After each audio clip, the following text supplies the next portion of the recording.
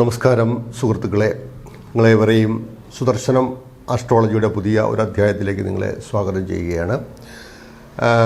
ഞാൻ സുദർശനം ജ്യോത്സ്യർ കവലയൂർ. നമ്മളിന്ന് ഈ ഓരോ രാശികൾ ലഗ്നമായിട്ട് വരികയും അവർക്ക് ഇന്ന ദശകൾ തുടങ്ങിയാൽ എങ്ങനെ ഇരിക്കും എന്നുള്ളതൊക്കെ ഒന്ന് വിശദമായിട്ട് പറയുക എന്നുള്ളതാണ്. ഇതൊരു ജാതകം നമുക്ക് നേരെ നോക്കുമ്പോൾ മാത്രമേ ശരിക്കും ഇതറിയാൻ കഴിയുള്ളൂ എന്നുള്ളത്. ഇത് ചാരഫലമല്ല. ചാരഫലമൊക്കെ നമുക്കിത് നേരെ പറയുന്നതെല്ലാം നിങ്ങൾ കേട്ട് കഴിഞ്ഞാൽ ചാരഫലമൊക്കെ അതിനകത്ത് നിൽക്കുന്ന കാര്യങ്ങളേ ഉള്ളൂ. അപ്പോൾ എന്താണെന്ന് നോക്കാം. നമുക്ക് മേടം ഇടവൻ രാശിയുടെ ഫലമൊക്കെ ഞാൻ പറഞ്ഞു പോയിരിക്കുകയാണ്. അടുത്ത് നമുക്ക് മിഥുനൻ രാശിയുടെ ഫലമാണ്. മകരത്തിൻ്റെ പകുതിയും തിരുവാതിരയും പുണർത്തത്തിൻ്റെ മുക്കാലുമായിരിക്കുന്ന 2 നക്ഷത്രം വരുന്ന രാശിയാണെന്ന് അറിയാമല്ലോ. അത് ചന്ദ്രരാശിയാണ്. ചന്ദ്രരാശി കൂടാതെ ലഗ്നവും അത് വരിക. ഈ രണ്ട് കാര്യത്തിലും വേറൊരു കാര്യം ശ്രദ്ധിക്കാനുള്ളത്, ലഗ്നത്തിനാണോ ബലം ചന്ദ്രരാശിക്കാണോ ബലം എന്നുകൂടി പരിശോധിക്കേണ്ടിയുണ്ട്. അത് നമുക്ക് സാധാരണക്കാരെ നിങ്ങൾക്ക് ചിലപ്പോൾ അത് അറിയാൻ കഴിയില്ല. ഇവിടെ ലഗ്നത്തിന് ബലം വരണമെന്നുണ്ടെങ്കിൽ ലഗ്നാധിപനായിരിക്കുന്ന ബുധൻ്റെ യോഗമോ ദൃഷ്ടിയോ രാശിയിലേക്ക് വരിക, വ്യാഴൻ്റെ ദൃഷ്ടിയോ യോഗമോ രാശിയിലേക്ക് വരിക, ശുക്രദൃഷ്ടിയും യോഗവും അതിനകത്ത് യോഗവും ദൃഷ്ടിയൊക്കെ വരുന്നതും ബലമാണ്. വിശേഷിച്ചും മിഥുനൻ രാശി എന്ന് പറയുന്ന ഒരു നരരാശി കൂടിയാണ്. ആ നരരാശി ലഗ്നമായിട്ട് വരുമ്പോഴും അതിന് പൂർണ്ണ ബലം പറയപ്പെടുന്നു. അങ്ങനെ നോക്കുമ്പോഴത്തേക്ക് ഈ ബലാബലങ്ങൾ നമ്മൾ നിശ്ചയിച്ച് കഴിഞ്ഞാൽ ഉണ്ടോ എന്ന് നമ്മൾ പൂർണ്ണമായിട്ട് നിശ്ചയിച്ച് കഴിഞ്ഞാൽ അവിടെ ചന്ദ്രൻ്റെ ബലം നിർണ്ണയിക്കുന്നത് എങ്ങനെയെന്ന് വെച്ചാൽ, ചന്ദ്രൻ നമുക്ക് ഈ പറയുന്ന കണക്ക് വെളുത്തപക്ഷത്തിലെ പ്രഥമ മുതൽ അതിൻ്റെ ദശമി വരെ മധ്യമ ഫലവും, ദശമി മുതൽ അതിൻ്റെ കറുത്തപക്ഷത്തിലെ പഞ്ചമി വരെ നമുക്ക് പൂർണ്ണഫലവും ചെയ്യുമെന്നാണ്. അതിൻ്റെ സമ്പൂർണ്ണ ബലം കൊടുക്കുന്ന സമയം അപ്പോഴാണ്, മധ്യമഘട്ടമാണ്. ഒരു 30 ദിവസത്തെ നമുക്ക് 3ആയിട്ട് ഡിവൈഡ് ചെയ്താൽ ആ തിഥികളെ കൊണ്ട് ചിന്തിച്ചാൽ ഇങ്ങനെ അത് വരുള്ളൂ. അപ്പോൾ ചന്ദ്രബലവും ലഗ്നബലവും ഉണ്ടെങ്കിൽ തീർച്ചയായിട്ടും രണ്ടും ബലമായിട്ട് വരണമെന്നില്ല, ഏതെങ്കിലും ഒന്നെങ്കിലും വന്നു കഴിഞ്ഞാൽ ഇവിടെ സംബന്ധിച്ച് ഇപ്പോൾ ചന്ദ്രൻ്റെ ബലം വന്നു കഴിഞ്ഞാൽ ഈ ലഗ്നത്തിൻ്റെ ബലം പൂർണ്ണമായിട്ടും നരരാശിയാണെന്നുള്ളത് കൊണ്ടുകൂടി തീർച്ചയായിട്ടും അതിൻ്റെ ബലം അവിടെ കിട്ടും. അവിടെ ബുധനാണല്ലോ അതിൻ്റെ അധിപൻ. അപ്പോൾ ബുധൻ എവിടെ നിൽക്കണം? ബുധന് സപ്തമദൃഷ്ടി മാത്രമേ ഉള്ളൂ. അപ്പോൾ സപ്തമദൃഷ്ടി വരുമ്പോൾ ധനുരാശി നിന്നാൽ മാത്രമേ ബുധൻ അവിടെ പൂർണ്ണദൃഷ്ടിയൂ. ഇല്ലെങ്കിൽ ബുധനൻ രാശി നിൽക്കുക. മിഥുനൻ രാശി നിൽക്കുമ്പോൾ അതിന് ഭദ്രമഹായോഗം എന്നൊരു യോഗവും കൂടി അതിന് സിദ്ധി. ഞാൻ ഈ പറഞ്ഞു വരുന്നത്, ആ ബുധദശ ഏറ്റുകഴിഞ്ഞാൽ ബുധൻ എവിടെയൊക്കെ നിൽക്കണം? അവിടെ നിൽക്കുകയോ അതല്ലെങ്കിൽ 4ാം ഭാവമായിരിക്കുന്ന കന്നിരാശിയിൽ ഉച്ചസ്ഥനായിട്ട് വരികയോ അതല്ലെന്നുണ്ടെങ്കിൽ ബന്ധുക്ഷേത്രമായിരിക്കുന്ന ഭാഗ്യസ്ഥാനമായിരിക്കുന്ന കുംഭൻ രാശിയിൽ വരികയോ.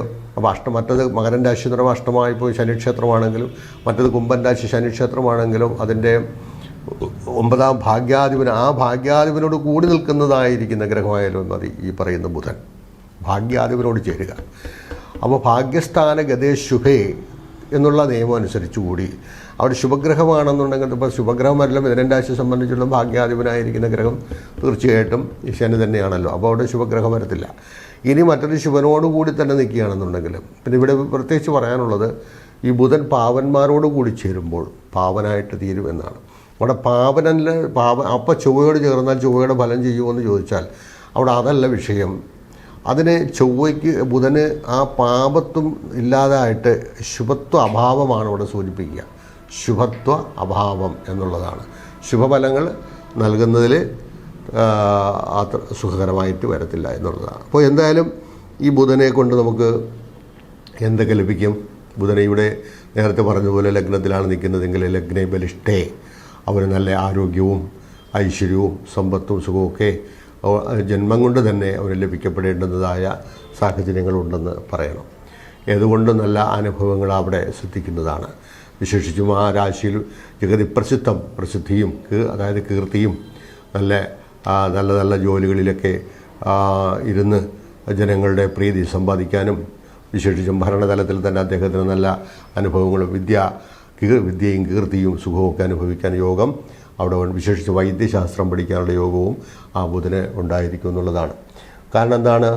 വിദ്യാമാതുല ഗണിത കാര്യ നർത്തന വൈദ്യ ഹാസശ്രീ ശില്പവിദ്യാധികാരക ബുധ എന്നാണ്. വിശേഷിച്ചും ഹാസ്യരംഗങ്ങളിലും അഭിനയകലകളിലുമൊക്കെ ആ പ്രാവീണ്യം നേടാനുള്ള സാധ്യതയൊക്കെ ഉണ്ട്. സിനിമാ രംഗത്തായാലും ശരി, കോമഡി രംഗത്ത് അല്ലെങ്കിൽ സീരിയൽ അങ്ങനെയുള്ള കലാരംഗങ്ങളിലെല്ലാം പ്രവർത്തിക്കുന്ന, നാടകരംഗങ്ങളിലും കലാരംഗങ്ങളിലെല്ലാം പ്രവർത്തിക്കാനോ അതിൻ്റെ മേൽക്കോയ്മ നേടിയെടുക്കാനോ ഒക്കെ കഴിയും.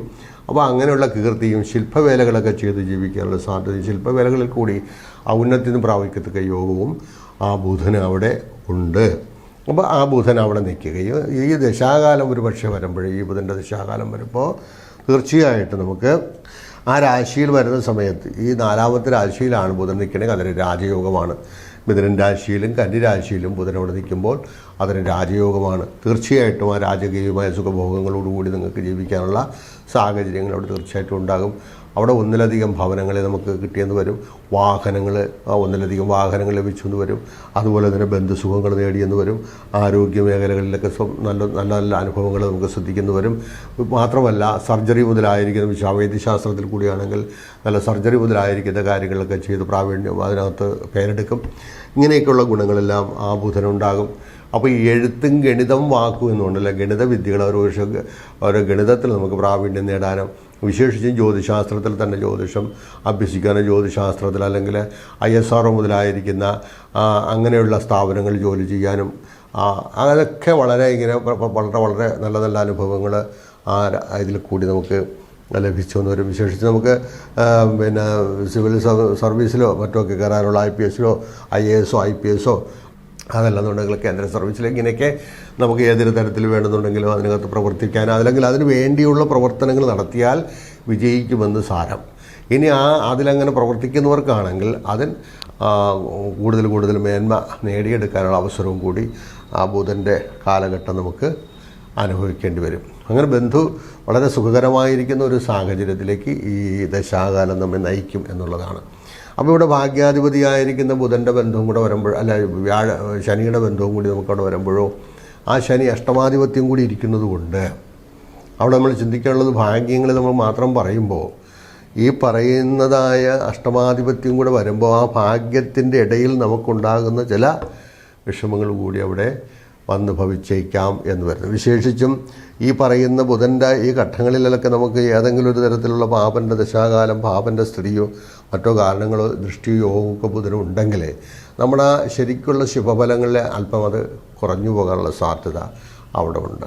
വിശേഷിച്ചും ഈ പറയുന്ന രാശികളിൽ നമുക്ക് ആദിത്യൻ്റെ യോഗം വരികയാണെങ്കിൽ ആ ആദിത്യൻ്റെ യോഗം കൊണ്ട് നമുക്ക് ബുധന് ഇവിടെ മൗഢ്യം ഉണ്ടാകും. അപ്പോൾ ബുധന് മൗഢ്യം വരുമ്പോൾ ചിലർ ചോദിക്കാറുണ്ട്, ബുധന് മൗഢ്യം വരുമ്പോൾ നമുക്ക് എന്ത് വരും? ആ ബുധന് മൗഢ്യം വരുമ്പോൾ മൗഢ്യം കൊണ്ടുണ്ടാകുന്ന ഒരു ദോഷം അവിടെ പറയേണ്ടി വരും എന്നുള്ളതാണ്. അപ്പോൾ വിദ്യയ്ക്ക് അവിടെ വിദ്യാഭ്യാസത്തിന് പിന്നെ മുടക്കം വരില്ലേ? അപ്പോൾ ഉയർന്ന വിദ്യാഭ്യാസത്തിലേക്ക് പോകാൻ തടസ്സം വരില്ലേ? ശരിയായിരിക്കും, ശരിയാണത്. ഉയർന്ന വിദ്യാഭ്യാസം എന്ന് പറയുമ്പോൾ വിദ്യ കൂടി അറിയണം. അപ്പോൾ ശരിക്കും വിദ്യാഭ്യാസം എന്ന് പറയുമ്പോഴത്തേക്ക് ഒരു അക്കാഡമിക്കലായിട്ടൊരു ഡിഗ്രി എടുത്ത് കയറിപ്പോയി ഒരു ജോലി സമ്പാദിക്കലല്ല വിദ്യാഭ്യാസം എന്ന് പറയുന്നത്. അതിൻ്റെ ധർമ്മം അവിടെയാണ്. അവിടെ വിദ്യ എന്ന് പറയുന്ന അറിവ് സമ്പാദിക്കൽ കൂടിയാണ്. പലർക്കും ഈ നല്ല ഒരു ഡിഗ്രിയൊക്കെ എടുത്ത് ജോലിയൊക്കെ വാങ്ങിച്ചു കഴിഞ്ഞാലും അവർക്ക് വിവരം ഉണ്ടാകണമെന്നൊന്നുമില്ലല്ലോ. അപ്പോൾ അതിൽ വിദ്യ കൂടി യോജിച്ചാൽ മാത്രമേ ശരിക്കുള്ള വിദ്യാഭ്യാസം അവിടെ ലഭിക്കുകയുള്ളൂ.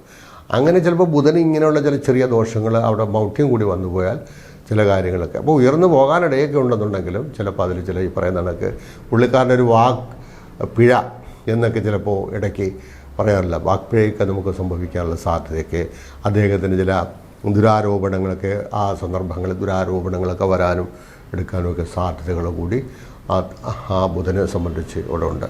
അപ്പോൾ ബുധനെ സംബന്ധിച്ച് നമുക്ക് ഭാഗ്യാധിപത്യം നേരത്തെ പറഞ്ഞതുപോലെ ബുധൻ്റെയും ഭാഗ്യാധിപതിയായിരിക്കുന്ന ഗ്രഹം ശനിയാണെങ്കിൽ ശാസ്താവാണ്. അദ്ദേഹത്തിൻ്റെ ഒരു ഉപാസനാമൂർത്തിയായിട്ട് നമുക്ക് പറയാനുള്ളത്. അവിടെ വിശേഷിച്ചും ശനിയുടെ ബലവും കൂടി നോക്കണം. 9 ശനി നിൽക്കുകയാണെന്നുണ്ടെങ്കിൽ 9-ാം ഭാവത്ത് ശനിയും കൂടെ യോഗം ലഗ്നാധിപൻ്റെ യോഗം വരുന്നാൽ അവിടെ ലഗ്നാധിപൻ്റെ യോഗം വരണമെന്നില്ല. നവമ ഭവന സംസ്ഥയെ എന്നുള്ള ഒരു ഫലം അനുസരിച്ച് ശനി അവിടെ വന്നിരുന്നാൽ അതൊരു എന്താ പറയുക, അതിന് പറയുന്നത് സന്യാസി യോഗമാണ്. അങ്ങനെ ഒരു സന്യാസി യോഗം കൂടി ഈ യോഗത്തിൽ പറയപ്പെടുന്നുണ്ട്. അതും വിശേഷിച്ച് ഇനി ബുധനായി ലഗ്നാധിപത്യം എടുത്തിരിക്കുന്ന ബുധനാണ് നമുക്ക് 5-ാമത്തെ രാശി നിൽക്കുകയാണെങ്കിൽ അതും ഒരു സന്യാസി യോഗമായിട്ടൊക്കെയാണ് ഇതിനെ സംബന്ധിച്ച് പറയുന്നത്. അപ്പോൾ അതവിടെ നിൽക്കട്ടെ. നമുക്കിപ്പോൾ സന്യാസിയാകണമെന്നില്ലെങ്കിലും ഭൗതികമായിരിക്കുന്ന ജീവിതചര്യകളിൽ കൂടുതൽ ശ്രദ്ധിക്കുന്നവരാണല്ലോ ജ്യോതിഷത്തിലേക്ക് കൂടുതൽ ഊന്നൽ കൊടുക്കുന്നത്. എന്തായാലും അവരെ സംബന്ധിച്ചിടത്തോളം അല്ലെങ്കിലും ജാതകം ഇന്ന രീതിയിൽ പോകണമെന്നൊരു ജാതകം സൂക്ഷ്മമായി ഗണിച്ചുണ്ടാക്കിയിട്ടുള്ള ഒരു ജാതകത്തെ സംബന്ധിച്ചിടത്തോളം അയാൾ ഇന്നതൊക്കെ ആയി തീരും എന്നുള്ളതിൻ്റെ സൂചനകൾ കൊടുക്കലാണ് ജ്യോതിഷത്തിൻ്റെ ധർമ്മം. അത് നല്ലപോലെ ജാതക ഗണനത്തിൽ ചെയ്യണമെങ്കിൽ ആ സൂചനകൾ നമുക്ക് കാണിക്കാം. അയാൾ ഇന്നതായിട്ട് വരാനുള്ള സാധ്യത കൂടുതലാണ് എന്നുള്ളത്. അപ്പോൾ ഞാൻ നേരത്തെ പറഞ്ഞ കണക്ക് ജ്യോതിഷ മേഖലകളിലും വൈദ്യശാസ്ത്രത്തിലും ഗണിതശാസ്ത്രത്തിലും മുതലായിരിക്കുന്ന എല്ലാ ആ മേഖല, ശില്പശാസ്ത്രങ്ങളിലും അഭിനയ മേഖലകളിലൊക്കെ ഇദ്ദേഹം ശോഭിക്കാനുള്ള സാധ്യത വളരെ കൂടുതലാണ് എന്നുള്ളതാണ്. ഇനി നിലവിൽ അങ്ങനെ ഉണ്ടെന്നുണ്ടെങ്കിൽ അദ്ദേഹത്തിന് അതിൽ കൂടി നേർച്ച് കൂടുതൽ മേൽപോട്ട് പോകാനുള്ള യോഗവും അവിടെ വരും. ഇതാണ് ആ ബുധനെ കൊണ്ടുള്ള ഫലങ്ങൾ നമുക്ക് പൂർണ്ണമായിട്ടും ലഭിക്കും. എന്തായാലും ഈ പറഞ്ഞ കാര്യങ്ങളൊക്കെ അവിടെ ഉണ്ടെന്നുണ്ടെങ്കിൽ തീർച്ചയായിട്ടും നിങ്ങളുടെ ആ ദശാകാലം വരുമ്പോൾ നമുക്ക് ആ അനുഭവ ഗുണങ്ങൾ നമുക്ക് ലഭിക്കും. ഇനി ചിലർ പറയും നമുക്ക് ജാതകത്തിൽ നമുക്ക് ഇന്നതൊക്കെ എഴുതിയിരുന്ന നല്ല ഫലങ്ങളാണ് പറഞ്ഞിരിക്കുന്നത്, ആ പറഞ്ഞിരിക്കുന്ന നമ്മളെ അനുഭവം ഇപ്പം അങ്ങനെയല്ല എന്ന് ചിലർ പറയാൻ സാധ്യതയുണ്ട്.